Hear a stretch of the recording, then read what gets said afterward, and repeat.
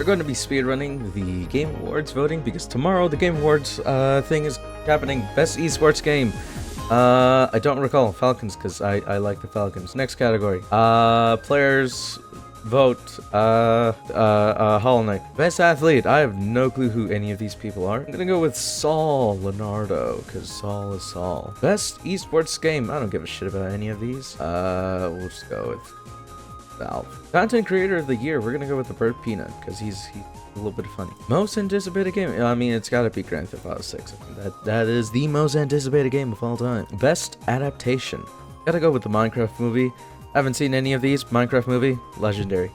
Kids yearn for the mind. Best multiplayer, I'm gonna go with Split Fiction. Even though I like Peak and Battlefield 6, I haven't played Arc Raiders. We're gonna go with Split Fiction because I really like it. Although I don't know if it necessarily is a multiplayer, but I guess it includes co-op multiplayer. So we're gonna say Split Fiction for this one. Best sports / racing, I'm gonna give it to Sonic Racing Crossworlds because even though it's not the best IP of all time, it's more fun than F1, it's more fun than EA, it's more fun than Rematch. Rematch is cool, but Mario Kart World has a lot of problems and it hasn't ironed out all those problems, and Sonic World Racing is actually kind of fun. Best sim / strategy. This is a tough one because I liked the first half of Final Fantasy Tactics, but I really disliked the permadeath aspect of it. But I mean, that's the whole gimmick.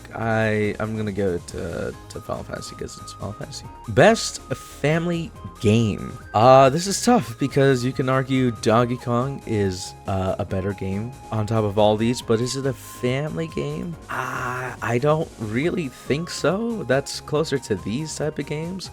A Lego Party's a family game, but I don't think it's that good of a game. Same thing with Voyagers, although I think Voyagers is really cool for like a younger audience.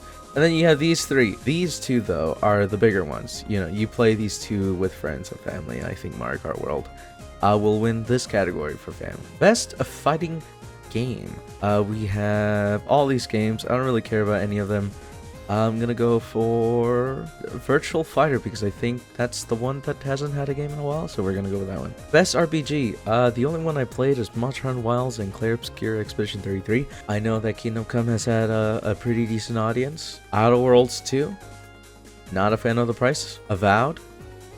Not a fan of the IP, so it's between these three. I'm gonna give it to Clair Obscur. Best action adventure game. This is going to go for, I think, Yote. I really had a lot of fun doing a lot of the combat and stuff. Although I know Silk Song will probably win, and these two are pretty good, respective of their trades. But I'm gonna go with Ghost of Yote. Best action game. I haven't played any of these except for Battlefield 6. And that's not really an action game, but I guess it kind of is. I'm gonna go with Shinobi. I think Shinobi's pretty nice. Best VR AR. We're gonna go Midnight Walk because it's a little spooky. Best mobile game. None of these are pretty good, but Ume Masume. I mean, that's been popping up, so I'm gonna give my vote there because I don't really care about any of these. I really do not give a shit about gacha games. Indie debut.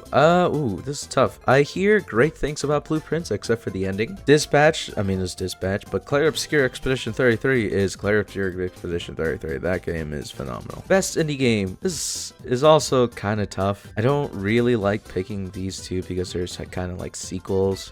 I would much rather choose these three because even though this is an indie game, I don't really consider this to be indie game. Same thing with Hades too, so I'll probably give it to Silk Song because I haven't played these two. I hear good things, but I don't know much about it. And then Silk Song is Silk Song. Best community support, probably Fortnite, to be perfectly honest. Helldivers has been on an up and down streak. No Man's Sky's been pretty up there. Final Fantasy 14.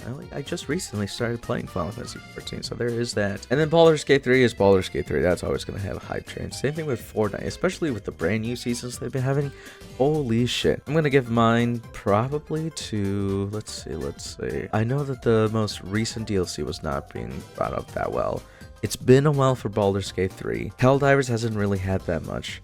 I haven't heard anything from No Man's Sky, so actually, surprisingly, I'm gonna give it to Fortnite. Best ongoing game. Kind of the same things all over. I don't really want to say that Marvel Rivals is the best ongoing game, because it's kinda not. I'm gonna give it to Fortnite just because, have you seen what's happening in Fortnite? Games for impact. I'll be honest with you. I have never seen people play these types of games, but they're games for impact. The only reason I am choosing this game is because I see a soccer ball. I'm choosing Julian. Innovation in accessibility. Again, I'm not the target demographic, so I don't really know anything about this sort of thing. I'm gonna go with Adamfall.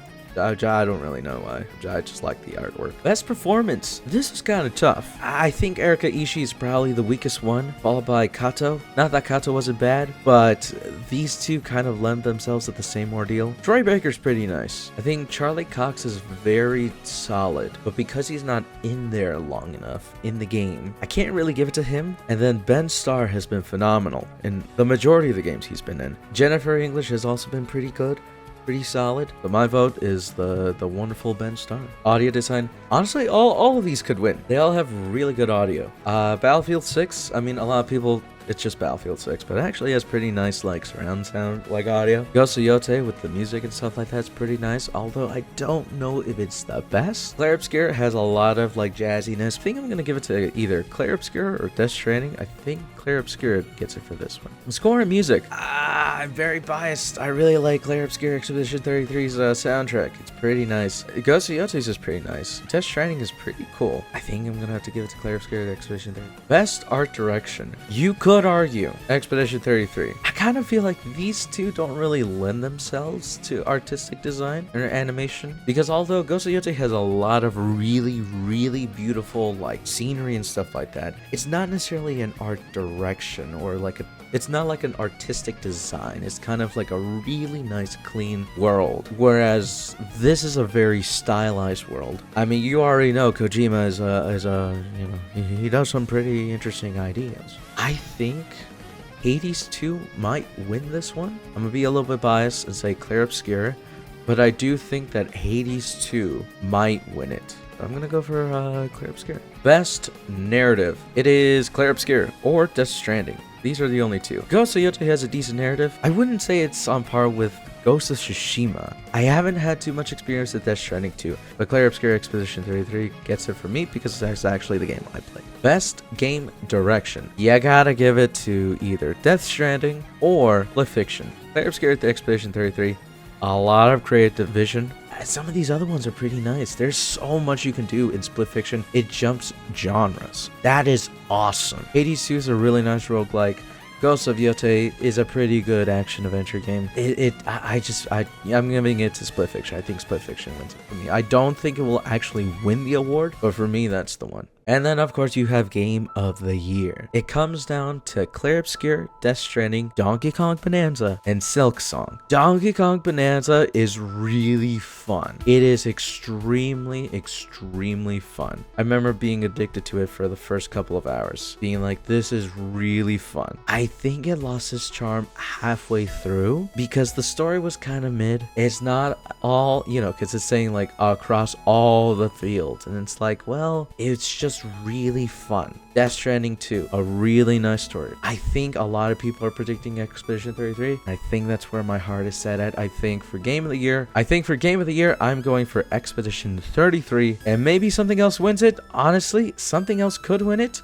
It could be Death Stranding. I think it probably is either between Hollow Knight, Donkey Kong, Death Stranding, Clair Obscur Expedition 33. That is all of the categories done and dusted. Who do you think is going to win tomorrow for the Game Awards? Tune in tomorrow, December 11th. See me live stream the Game Awards live.